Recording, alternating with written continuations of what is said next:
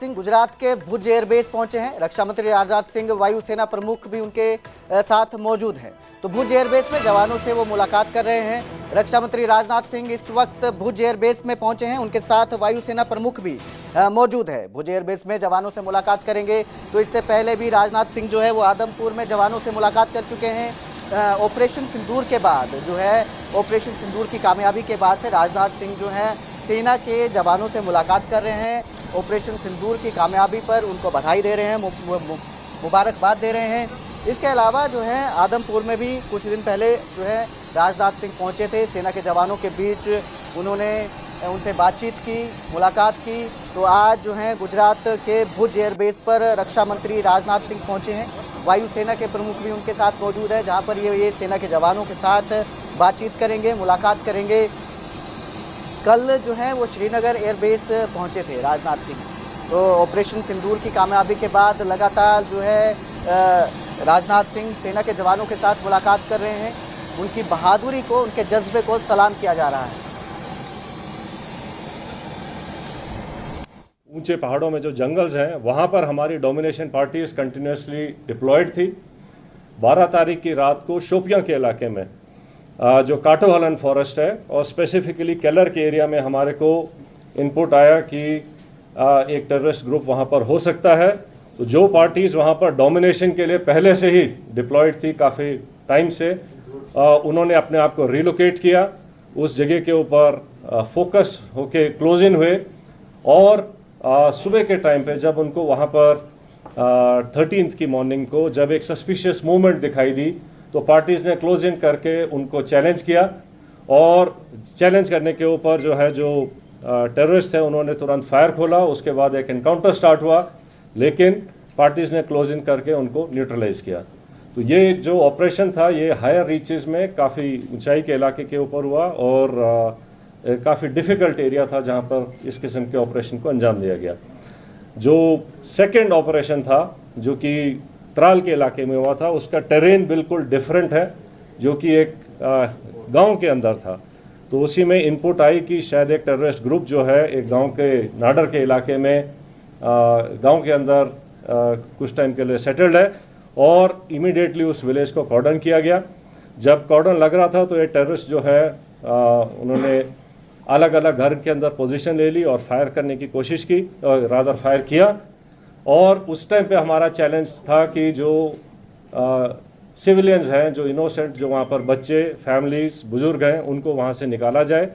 तो पहले उनको सेफली उस जगह से निकाला गया और उसके बाद सिस्टमेटिकली तरीके से सर्च करी गई एक एक घर को, और एक एक करके अलग अलग जगह के ऊपर इन 3 टेररिस्ट को न्यूट्रलाइज किया गया।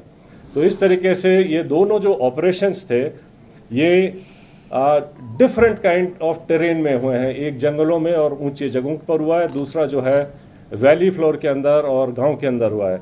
लेकिन दोनों ऑपरेशंस को सक्सेसफुली जो अंजाम दिया गया वो शो करता है कि सिक्योरिटी फोर्सेस टेररिस्ट कहीं भी हों उनको ढूंढेंगे और न्यूट्रलाइज करेंगे। तो जिन ट्रुप्स ने इसके ऊपर इन दोनों ऑपरेशंस को कामयाब बनाया, मैं उनको कॉम्प्लीमेंट करना चाहता हूं। और इसको करने के लिए जो हमारी इंटेलिजेंस एजेंसीज हैं उनके टाइमली इनपुट से भी हमें बहुत इनको कामयाब बनाने में मदद मिली है। जहाँ तक जो टेररिस्ट न्यूट्रलाइज हुए हैं उनके नाम आप सब जानते हैं।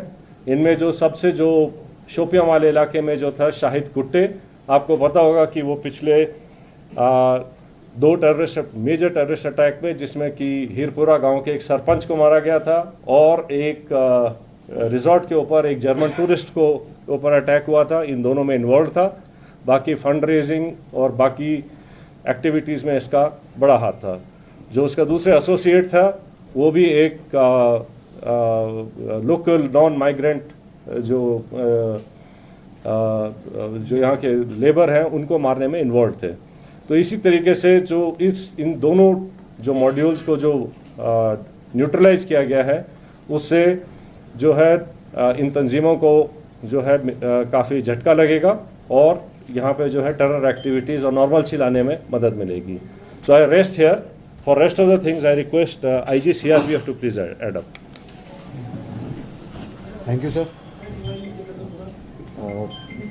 जैसे आप सबको ऑपरेशनल डिटेल्स के बारे में बताया जा चुका है, ये जो अभी दो बड़े ऑपरेशंस और मुठभेड़ हुई हैं, सबसे पहले में हमारी जो सिक्योरिटी एजेंसीज़ हैं, आर्मी की तरफ से आरआर, जेके पुलिस और सीआरपीएफ, उन सब के जवानों और ऑफिसर्स जिन्होंने, और साथ ही साथ में इंट एजेंसीज़ जिन्होंने बड़ी मेहनत के साथ में इंट को डेवलप करके और उसके ऊपर जो ऑपरेशंस हुए हैं उस सफलता के लिए मैं सभी को कॉम्प्लीमेंट करना चाहूँगा। इसके साथ ही ये जो अभी लगातार ऑपरेशंस बने हैं पिछले कुछ समय में, ये जो सभी सिक्योरिटी फोर्सेस के बीच के का जो एक प्रभावशाली समन्वय है, ये उसका एक प्रत्यक्ष प्रमाण है। और उसी कोऑर्डिनेशन और एग्जीक्यूशन जो प्रोफेशनल है, उसकी वजह से ही हम इन सफल ऑपरेशंस को कारगर कर पाए हैं। आगे आने वाले समय में भी मैं पूरा विश्वास आपको दिलाता हूं कि ये जो कोऑर्डिनेशन हम सबका, ये सभी सिक्योरिटी फोर्सेस और इंटेलिजेंसीज का लगातार जो बना है, आगे भी बनाएगा, आगे भी रहेगा, जिसकी वजह से हम सफलतापूर्वक कश्मीर, जम्मू एंड कश्मीर से आतंकवाद का पूरी तरह से सफाया कर सकेंगे। एक बात और, मैं यहाँ की पब्लिक है, मैं उनका भी धन्यवाद करना चाहूँगा। हम सभी सिक्योरिटी फोर्सेस की तरफ से मैं उनका धन्यवाद करना चाहूँगा कि उनके सहयोग के बगैर इस तरीके की सफलता और आतंकवाद का सफाया करना मुश्किल ही नहीं, नामुमकिन है। और इस सफलता तो शोपियां में एनकाउंटर के बाद ये सेना की जो थी प्रेस कॉन्फ्रेंस थी, सेना और पुलिस की लाइव जो प्रेस कॉन्फ्रेंस थी, जिसमें उन्होंने ऑपरेशन के बारे में जानकारी दी। आगे बढ़ेंगे, बात करेंगे दिल्ली की। दिल्ली में तुर्की के खिलाफ जबरदस्त प्रदर्शन हुआ। तुर्की के खिलाफ सड़कों पर स्वदेशी जागरण मंच जंग में पाकिस्तान का साथ देने पर जो है रोष जताया जा रहा है। तो दिल्ली में जबरदस्त प्रदर्शन देखने को मिल रहा है। तुर्की के खिलाफ जबरदस्त प्रदर्शन देखने को मिल रहा है। तुर्की के खिलाफ सड़कों पर स्वदेशी जागरण मंच उतरा है। जंग में पाकिस्तान का साथ देने पर जो है वो रोष जताया जा रहा है।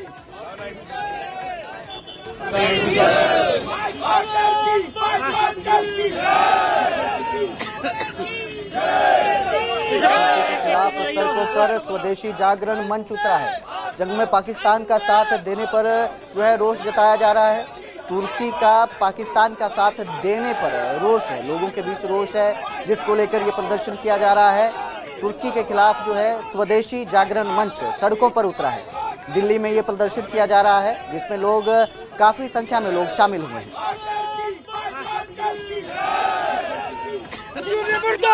स्वदेशी विकास चौधरी, स्वदेशी